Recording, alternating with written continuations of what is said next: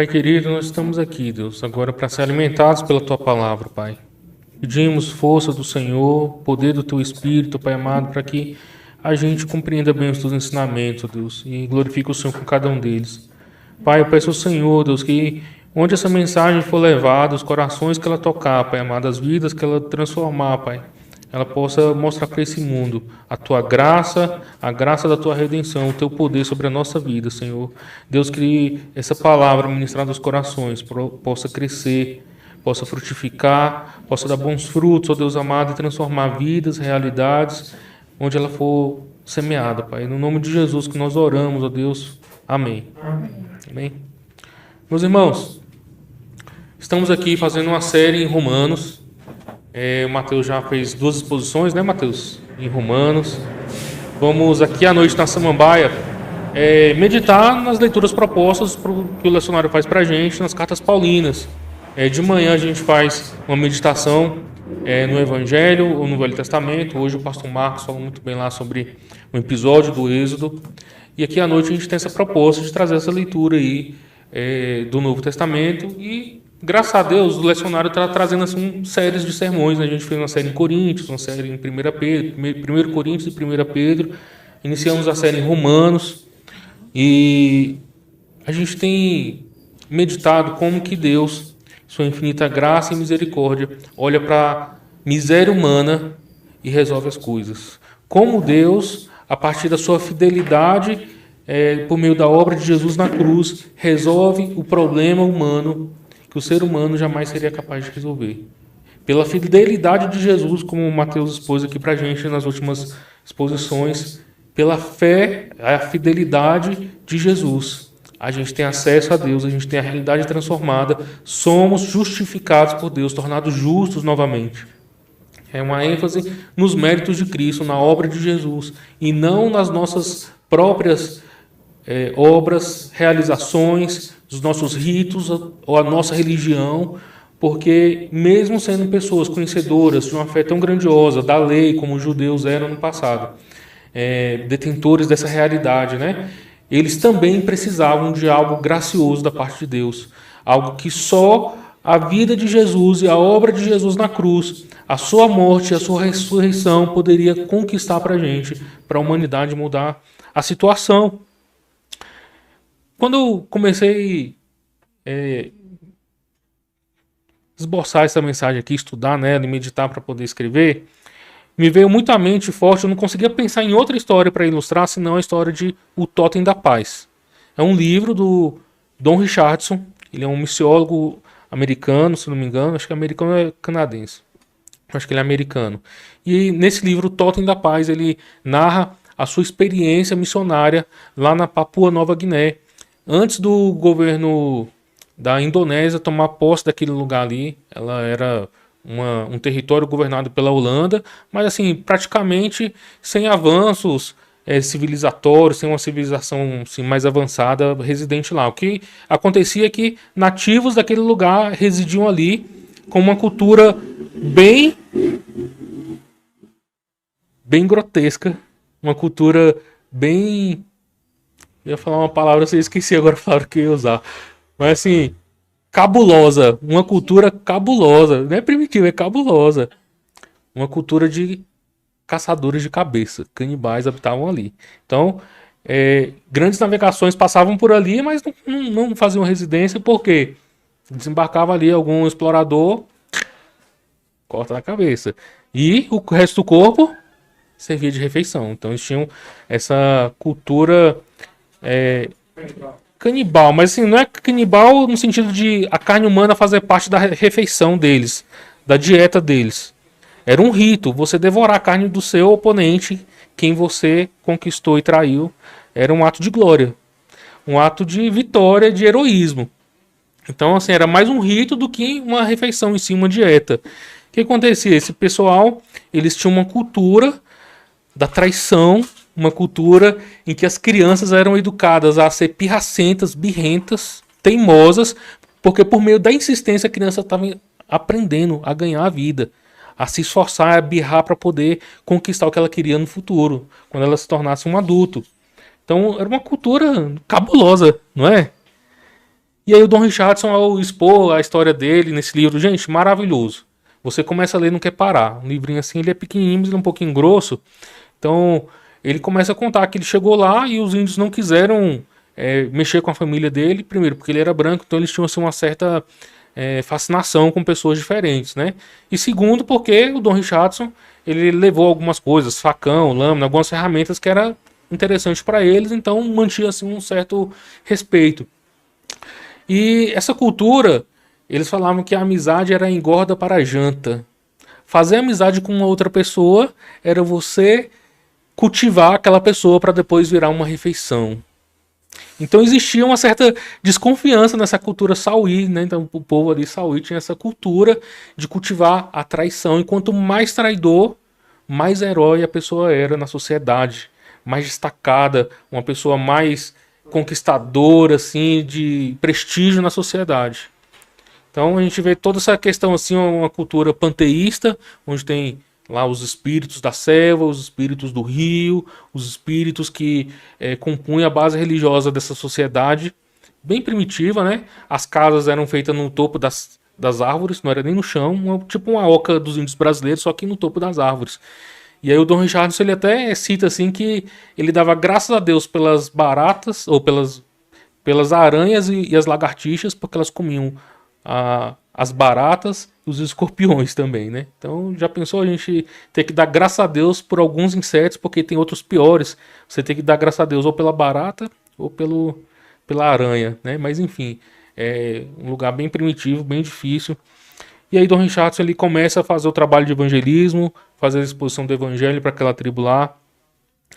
Nesse contexto todo que eu falei, né, de pessoas que cultivavam, ele cita a história de um rapaz que ele conheceu lá, que ele era o herói daquela tribo onde ele estava instalado, que ele, de uma certa forma, fez amizade com esse cara no meio da selva, eles se depararam, ele foi cultivando amizade, cultivando, até que um dia esse cara pegou confiança de ir até na tribo lá do fulaninho, e ele foi para participar de um grande jantar, só que ele não sabia que seria o jantar daquela noite.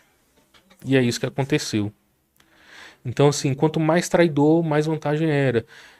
Isso mostra pra gente, assim, né, que essa cultura existia uma certa desconfiança. Não se cultivava relacionamentos. Porque se alguém quisesse a sua amizade, no mínimo ele estava querendo comer a sua carne, cortar a sua cabeça, de uma certa forma obter vantagem em cima de você. E Dom Richardson, quando começa a expor o evangelho, ele vai trazendo a vida de Jesus, a caminhada de Jesus. Jesus que convive com Judas 3 anos. E aí ele é traído com um beijo por Judas. Quem vocês acham que ganhou o coração daquela civilização? Jesus ou Judas? E aí foi isso que aconteceu. Então criou-se uma barreira, né, para a pregação do evangelho ali. E o Dom Richardson não conseguia avançar, porque toda vez que ele ia falar de Jesus, o pessoal falava assim, não, quero saber do Judas. Conta mais do Judas pra gente. E aí o negócio não andava, né? Até que a presença do missionário ali naquela localidade começou a causar certos conflitos entre as tribos que residiam ali. E quando eles começavam a ter conflitos, vinham guerras. Então a gente já imaginou, gente, assim, uma iminência de a Samambaia Sul ter que brigar com a Samambaia Norte por causa da Igreja do Reconciliador? É quase isso que aconteceu, né? E aí o Dom Richardson ele tensionou até ir embora, largar a missão para trás, porque, primeiro, o evangelho não avançava, e segundo, porque tinha um risco de que as pessoas se matassem por causa da presença dele ali, porque, de uma certa forma, trazia vantagens. E aí foi nesse momento que surgiu, na cultura dos sauís, uma cultura primitiva, uma cultura pagã, uma cultura desgarrada, algo que Dom Richardson foi lá e pescou para trazer a verdade do evangelho. O líder de uma tribo trouxe o seu próprio filho e entregou para o líder da tribo rival. E ele pegou o filho do outro. E existia um acordo chamado Totem da Paz. Essa é a história do livro, né? Em que eles selavam um acordo. Quando um pegava um filho do outro, ele tinha que criar como se fosse da própria tribo. Não podia fazer o jogo da traição. Porque se alguém traísse o Totem da Paz, esse não era digno de nenhuma honra. Pelo contrário, deveria morrer.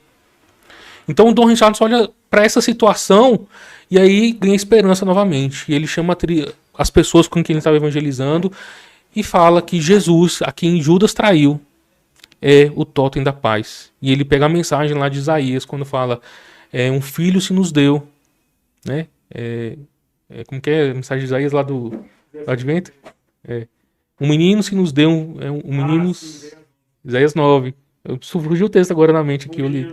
Um menino nasceu e um filho se nos deu, né? Então ele começa falando, ó, quem é Jesus? Está lá em Isaías 9, pronunciado pelos profetas. Um menino nasceu, Deus deu seu filho para a humanidade, e Judas traiu o totem da paz. E aí fez a reviravolta, né? Então Judas não é mais o herói. Judas é o grande traidor, ele não merece a nossa reverência, a nossa admiração. E aí o evangelho começar a avançar entre aquela tribo ali. E por que eu trouxe essa história hoje? Porque essa história mostra pra gente que ser justificados por Deus. É muito similar essa história aqui do Dom Richardson. Deus está pacificando as coisas, entregando o seu filho para que tenhamos paz e sejamos reconciliados com ele. É uma oferta de Deus para nós, em que nós, como seres humanos, como filhos de Adão, somos merecedores do juízo de Deus, mas Deus oferta a si próprio, o seu Filho, em nosso favor, para que tenhamos paz com Deus. Porque existe um conflito, e o texto mostrou muito bem isso pra gente. Existe um conflito entre o Deus Santo, Todo-Poderoso, e a humanidade rebelde, caída, que se apartou de Deus. O apóstolo Paulo deixa isso bem claro no primeiro capítulo dessa epístola, quando ele fala que do céu desce toda ira de Deus contra a impiedade e injustiça, porque o ser humano, conhecendo a verdade de Deus, se rebelou contra Deus, tornou a verdade em mentira e começou a idolatria e toda a queda humana que arrastou todas as nações, e mesmo os judeus que receberam a lei de Moisés, foram aliançados com Deus, também são pessoas que precisam dessa graça salvadora, precisam ser reconciliados com Deus, porque não se trata de etnias, não se trata de nações, se trata da natureza humana que precisa ser reconciliados com Deus.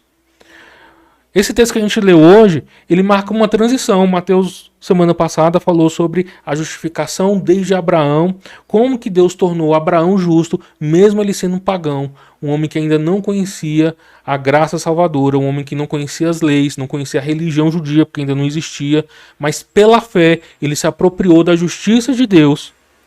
Ele teve a natureza mudada, a realidade mudada, ao atender o chamado de Deus com fé. E pela justiça de Deus, ou queria falar assim, e pela fidelidade de Deus, porque Deus foi fiel à sua parte na aliança, nós podemos ver o cumprimento das promessas feitas para Abraão, para a humanidade até hoje. Paulo está nos mostrando coisas claras, gente, que não se trata dos nossos feitos, das nossas realizações, quem nós somos, não se trata daquilo que a gente faz de bom, como a gente se esforça para ser pessoas melhores, de uma moral elevada, mas se trata dos méritos de Jesus na cruz. Agora, justificados, mostrando na história de Abraão e do povo judeu, não tem mais judeu, não tem mais pagão, tem uma nova família de Deus, que foi encontrada pela graça salvadora. E essas pessoas agora têm a realidade alterada.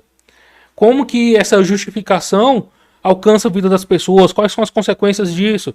Daqui para frente a gente vai ver nas exposições, domingo a domingo, como a justificação alcança a vida das pessoas. Esse é um tema muito precioso para a gente protestante. A reforma protestante, ela traz para a gente esse tema. O justo viverá pela fé e não pelas obras. O que são as obras? A gente fazer a caridade? Não, gente, não é disso que Paulo está falando. São as obras da lei, como os judeus falavam. Que para você fazer parte da salvação de Deus, de como Deus está trazendo justiça para esse mundo, você tem que obedecer à lei. Mas Paulo está falando que não é isso.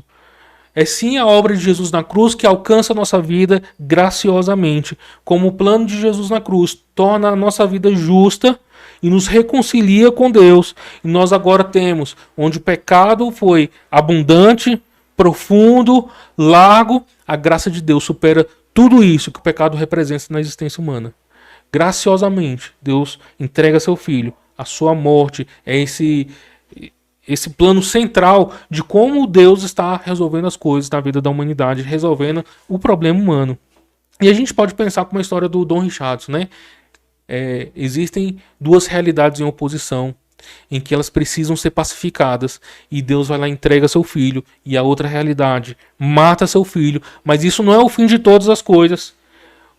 Deus, o dono de toda a realidade, que propõe um acordo de paz, convida pessoas a fazer parte do seu reino.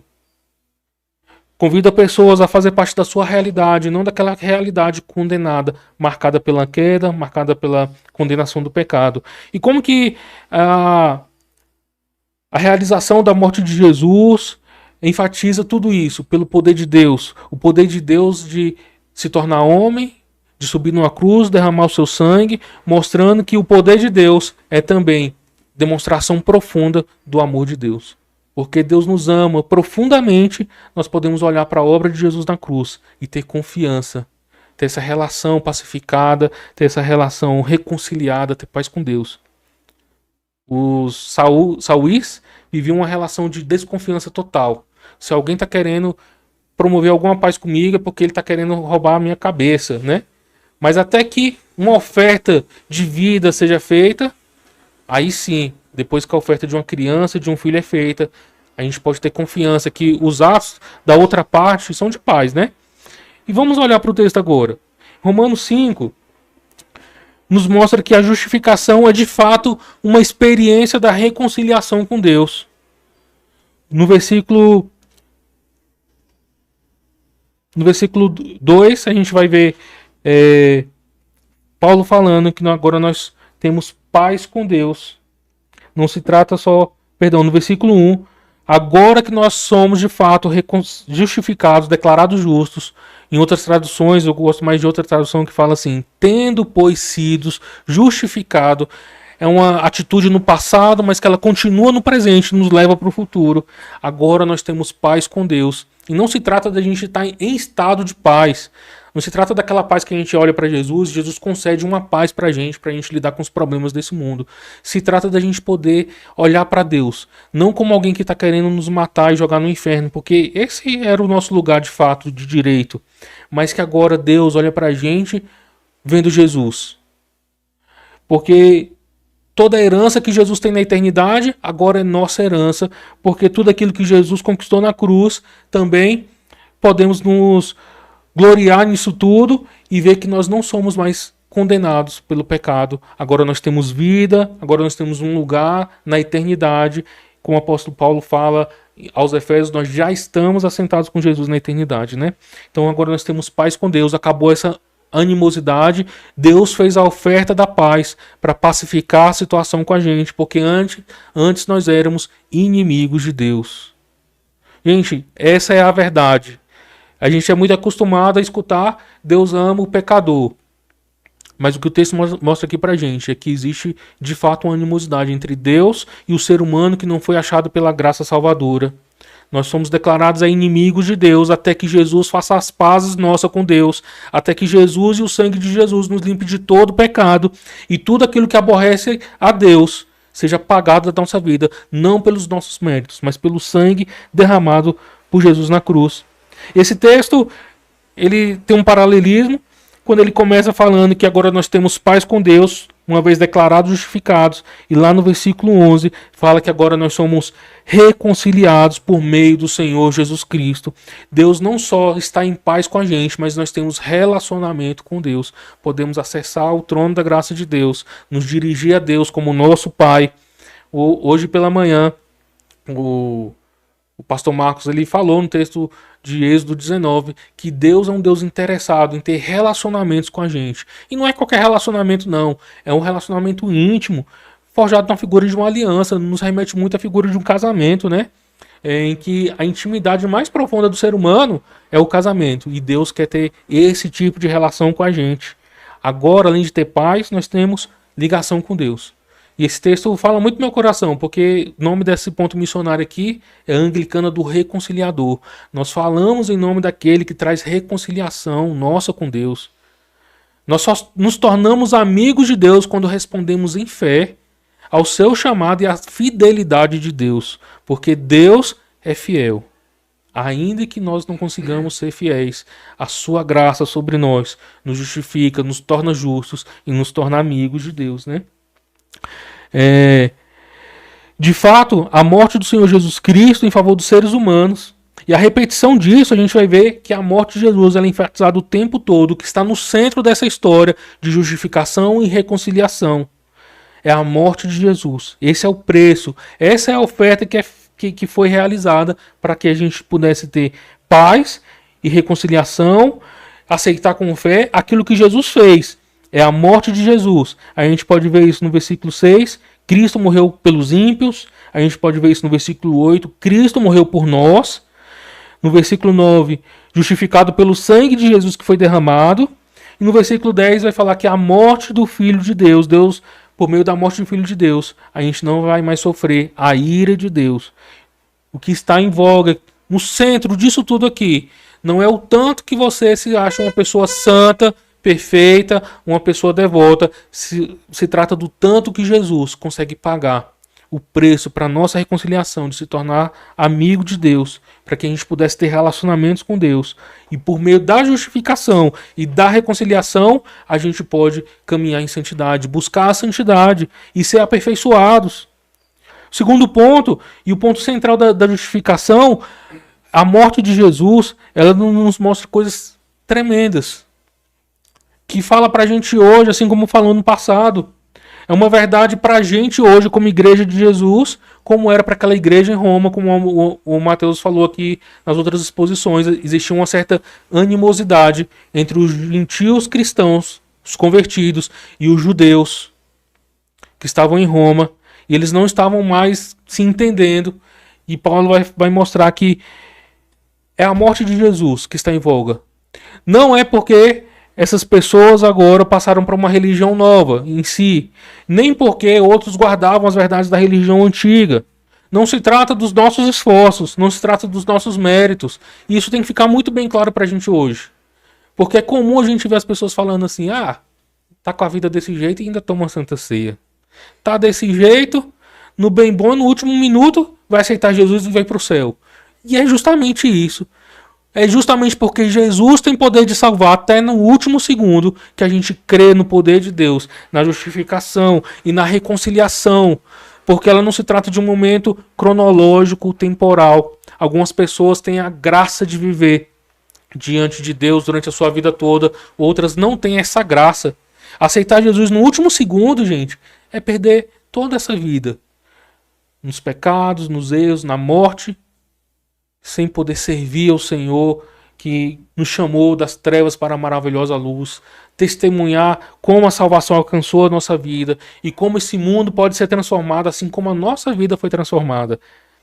É a morte de Jesus e não os nossos méritos. É como Jesus fez as coisas e não como eu vou desenvolvendo a minha vida de fé, a minha vida devocional. Isso tudo que a gente faz, a busca da santidade, essa caminhada, o conhecimento adquirido por meio das Escrituras, como a gente desenvolve a caridade, o amor fraternal, é consequência da obra de Jesus, da reconciliação com Deus, que transforma a nossa natureza. Paulo está caminhando na revelação de que tanto judeus, que são herdeiros da aliança do Velho Testamento, da Velha Aliança, quanto os gentios da Nova Aliança, têm que compor uma grande família, a nova humanidade que Deus transformou, que está agora pacificada e reconciliada com Deus, tornada justa e próxima amiga. Um outro ponto é que a justificação não mostra apenas passados e presentes, mas apresenta para a gente uma dimensão futura da esperança, e uma esperança que supera o otimismo. Eu lembro uma vez um amigo meu estava pregando, e a pregação era esperança, e ele falou assim, gente, sabe quando você está lá assistindo um Masterchef e você vê uma pessoa falando assim, eu tenho esperança que essa receita é a receita de ganhar um Masterchef, e ele vai lá e faz. Gente, isso não é esperança, a gente esperar coisas para agora, isso é otimismo, e a gente tem que separar bem o que Paulo está falando aqui, esperança de otimismo. Se você tem esperança que você vai batalhar e conseguir, que você, por meio do seu esforço, por meio do seu candidato político, por meio da sua religião e da sua igreja, por meio da sua profissão, vai resolver as coisas, isso não passa de um otimismo que não depende da sua equação. A vida é muito complexa, cheia de tantas coisas e variáveis, que uma variável fora do lugar põe a perder todos os nossos planos. E as pessoas hoje ficam fora de si, perdem o sentido da vida quando um casamento rui, quando uma profissão se acaba, quando a saúde vai embora, quando tem que se despedir de um parente, porque o otimismo dela está baseado nos seus feitos e nas variáveis temporais que a cercam. Mas a justificação e a reconciliação com Deus mostra coisas para o futuro que nos alcançam desde o passado, no presente e nos remetem para uma glória futura. Aqui, como em outros lugares, para Paulo, a esperança pouco nada a ver tem com as expressões dessa vida que a gente vive como otimismo. Na verdade, o nosso mundo contemporâneo, quando vai falar de esperança, fala de coisas pessoais, individuais. Quando você vai ver um youtuber, um digital influencer falando que tem esperança, ele não está falando da eternidade, ele está falando de como as coisas podem ser melhor para eles daqui a alguns meses, daqui a algum ano, ou por meio de um mandato político, realidades muito próximas que não passam de otimismo, né? Mas a esperança que Paulo apresenta para a gente é a esperança que parece ser quase uma abreviação do futuro escatológico. A nossa esperança está quando esse mundo, essa era má, onde o pecado com P maiúsculo, tá? Uma entidade chamada pecado que domina a nossa vida, que quer usar os nossos corpos como seus instrumentos. Quando a morte, que desfigura a boa criação de Deus, interrompe a nossa vida. Quando o mal que está ao nosso redor fazendo a gente se separar de Deus e cair, quando o diabo e toda essa sua corja, pecado, morte, diabo, mal, ganhar o seu fim e de uma vez por todas a gente nunca mais ser tentados por eles. Isso é esperança. Quando Deus resolver de uma vez por todas todos os nossos fracassos, todos os nossos males, toda a nossa desconfiança, toda a nossa desesperança. Isso é um motivo de glória. E o que o texto vai mostrar pra gente no versículo 4, no versículo 5, é que essa esperança não é só a convicção de que as coisas vão se resolver, mas é a certeza que as coisas vão se resolver porque a gente vai passando e sendo aperfeiçoada, a nossa esperança vai sendo aperfeiçoada. Por meio da tribulação, da paciência, tendo caráter aprovado, a gente vai tendo cada vez mais convicção que a esperança futura não vai decepcionar a gente. Ela não decepciona e é isso que o apóstolo Paulo está falando pra gente. Gente, se quando a gente consegue superar um problema, um pecado, uma barreira, uma deficiência, é algo que inspira o nosso coração, que motiva a ir à frente, a buscar mais, quanto mais quando Deus colocar debaixo dos seus pés todos os nossos adversários. Vai ser uma esperança que não decepciona de jeito nenhum. A gente pode desfrutar de alegria e segurança, a gente pode ter a alegria de participar da glória de Deus. Isso é esperança, uma esperança que mesmo que a gente morra, Deus vai ressuscitar cada um de nós para a gente poder participar do seu reino eterno. A morte não vai conter o plano eterno de Deus sobre a nossa vida.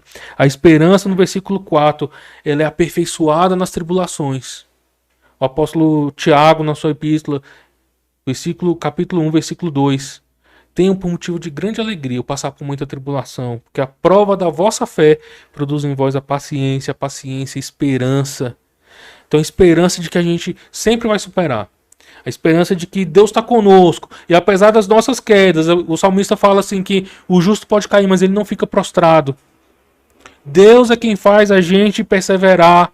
O poder de Deus, porque nós somos tornados justos diante de Deus, nós podemos nos agarrar nessa esperança de que Deus preserva a nossa vida e que nem o pecado pode nos tirar das mãos de Deus.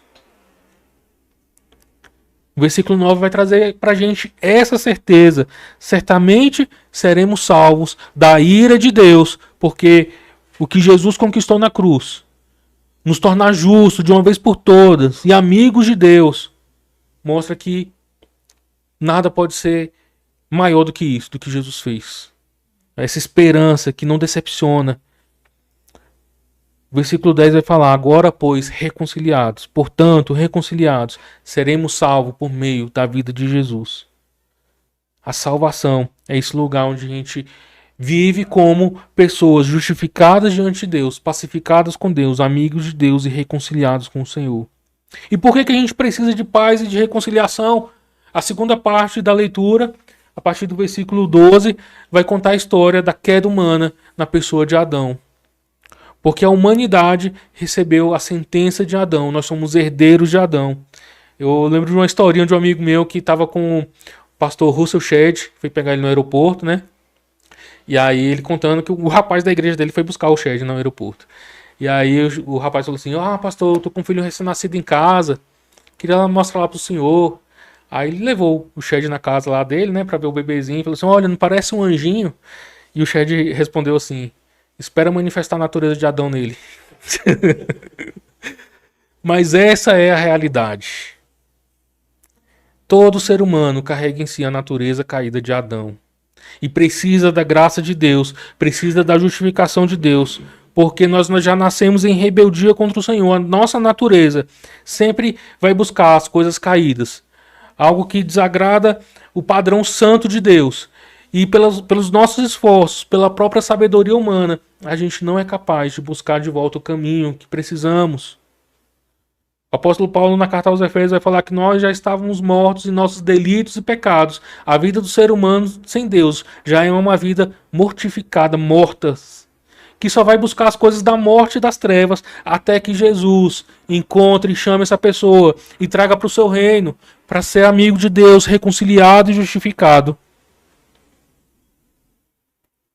Por que precisamos de reconciliação? Porque somos filhos de Adão. Por que precisamos de reconciliação? Porque a lei só trouxe mais problemas. Todo ser humano sabe quando está fazendo coisa errada, até uma criança. Se você pegar as tribos indígenas, povos indígenas que não conhecem o mundo civilizado, né? Um indígena sabe quando está fazendo um ato de maldade, quando ele está olhando torto para a mulher do outro índio, quando ele está desejando pegar a posse de outro índio, quando ele está trapaceando. Isso está na natureza humana, faz parte da natureza humana. Só que a lei de Moisés piorou os problemas. Porque não é só matar, roubar, problemas sexuais. A lei agora revela pra gente uma multidão de pecados. E às vezes você nem sabia, antes de ler a lei, que estava pecando, mas a lei traz agora uma multidão de pecados. E tudo que a gente vê é pecado. E o que a lei traz pra gente é que o pecado traz morte. A única coisa que a lei faz pra gente é mostrar como que Deus é um Deus irado em relação a esse mundo rebelde. E que a pena para tudo isso não é outra coisa senão a morte. E quando a gente vê pessoas se gloriando em si mesmo porque cumpre a lei, coitado dele.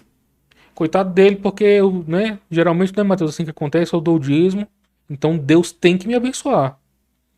Eu não vejo porcaria na internet, então assim, né, eu tenho que viver uma vida mais abastada possível.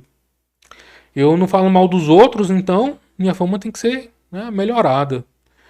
Eu entrego cestas básicas, então a minha despensa tem que ser abastecida. E a gente, por meio da lei, o ser humano caído, gente. E eu não estou falando de pessoas pagãs, eu estou falando daqueles que receberam a lei, que foram feitos aliança com Deus, povo de Deus, propriedade de Deus. O que a gente escutou hoje de manhã é Deus chamando o povo para ser o seu povo, a sua propriedade, né? Êxodo 19, leia lá, aos pés do Monte Sinai, Deus faz um contrato com eles, uma aliança, né? Uma aliança de rendição total. Mas o que a gente vê na vida de Jesus é que esse povo pegou a lei de Deus e matou o próprio Deus com a lei dele. Isso é o ser humano caído, querendo fazer Deus devedor da sua obediência. Porque eu obedeço a Deus, agora Deus é obrigado a me abençoar. Mas o que na verdade essa pessoa está buscando é morte, porque tudo que um coração caído deseja leva para a morte, leva para a destruição. E nós agora nos vemos nessa situação. Somos todos filhos de Adão. E por mais conhecimento que a gente tenha, as coisas só pioram. E agora, quem poderá nos salvar? Será que a gente poderia receber algo diferente de Deus por meio dos nossos esforços, de uma penitência pessoal, buscando abnegação, como os fariseus faziam, mas uma abnegação só externa? O coração continuava impuro, sujo, orgulhoso. O apóstolo Paulo, nas exposições passadas, falou muito bem sobre esse orgulho. Se você pegar os textos passados, que a gente não deve se orgulhar por cumprir a lei ou por ser elevado, porque a gente continua sujo, a gente continua impuro, e sem Jesus a gente continua na natureza de Adão, herdeiro de Adão e rebelde contra Deus. Mas o que a gente vê por meio da obra de Jesus é uma obra tão grande, tão profunda, que atinge o cosmos como um todo. Porque Jesus morreu na cruz para redimir a raça humana desse estado de natureza de Adão, desse povo que consegue crucificar Deus com as próprias leis dele. O universo vai ser restaurado. Toda a criação vai ser restaurada novamente por meio da obra de Jesus. E mais do que isso, se Adão, um ser humano, conseguiu vacilar e contaminar toda a gente, toda a humanidade, todos nós, com essa sujeira do pecado, mais ainda é o sangue de Jesus. Quem é maior, Adão ou Jesus? Por isso nós podemos nos assegurar na obra de Jesus. Por mais que o nosso pecado seja imundo, fedido, por mais que a nossa vida seja uma vida de rebeldia, quando Jesus encontra um pecador, ele restaura a vida dessa pessoa, justifica, torna justo novamente para poder se relacionar com esse Deus, o Deus Criador, o Deus Todo-Poderoso. Faz a reconciliação. E onde o pecado conseguiu piorar tudo de uma forma tão profunda que atingiu o universo, maior é a graça de Deus. E eu gosto muito desse texto final da nossa leitura, quando fala: a lei foi concedida para que todos percebessem a gravidade do pecado. Gente, imagina só, um judeu que saiu do Egito, que está ali aos pés do Monte Sinai, onde Deus estabeleceu ali os ritos de purificação. E ele sabia que quando ele vacilasse, toda vez que vacilasse e se tornasse um pecador impuro, ele tinha que levar um cordeirinho no meio do arraial, e aquele cordeirinho estava lá berrando para sua morte. E as pessoas estão vendo o cordeirinho berrando, e na verdade ele está berrando assim: ó o pecador, denunciando e revelando quem era o pecador. Cada vez que a pessoa precisasse se purificar, ia lá e matava um cordeiro. De forma que esse ato se tornou banal. Era derramamento de sangue só por derramar, porque o coração continuava ruim. Então a lei revelou tudo isso pra gente, como nós somos ruins. Porque se nós somos capazes de simplesmente jogar pra cima de outro ser a nossa culpa, derramar o sangue como se não fosse nada, né? Temos aqui um veterinário, né? Então olha como os animais também fazem parte dessa boa criação de Deus, que Deus confiou a gente o cuidado deles, mas o que acontecia era só que a gente ia lá, usava a vida deles para justificar a nossa de uma maneira cabal e banal. Só piorou as coisas, né? Vamos lá, continuação do texto. Mas à medida que o pecado aumentou, a graça se tornou maior ainda. Portanto, assim como o pecado reinou sobre todos e os levou à morte, agora reina a graça que nos declara justos diante de Deus e resulta na vida eterna por meio de Jesus Cristo, nosso Senhor. Gosto de outras traduções que falam assim: onde abundou o pecado, onde o pecado se tornou tão profundo, tão grande, superabundou a graça de Deus. Meu irmão, é graça de Deus, e a gente tem que se apegar na graça de Deus, porque a gente nunca vai merecer essa graça. Nunca a gente vai merecer a conquista de Jesus na cruz, ser tornado justo por meio da obra de Jesus. É derramar um sangue tão precioso, o sangue de Deus. Deus se reduziu à nossa forma, viveu a nossa realidade, derramou um sangue para que houvesse justificação. Agora nós somos justos. Acabou a rebeldia. Deus não nos vê como adversários, como oponentes. Deus nos vê agora como seus filhos, como a sua família. E agora nós somos reconciliados com Deus. Justificação e reconciliação. A abundância da graça vivida por meio dos méritos de Jesus Cristo, do sacrifício de Jesus e desse sangue poderoso. Quando a gente for viver a nossa vida durante a semana, a gente tem que lembrar: Jesus morreu por nós. Porque Jesus morreu por nós, agora nós somos justos diante de Deus e amigos de Deus, reconciliados. Eu posso viver uma vida diferente de quem não vive essa graça. Não o inverso, é que eu tenho que fazer para poder receber. É porque eu já recebi. Porque Deus morreu pelos ímpios. Jesus morreu pelos ímpios. Deus fez a oferta não pelo justificado. É justamente porque nós éramos ímpios. O nosso pecado nos maculou e nos sujou de uma forma tão profunda. É que Jesus morreu. Não porque a gente merecesse. Não porque a gente tivesse algum valor. Mas porque a gente tinha só necessidade. Fraqueza.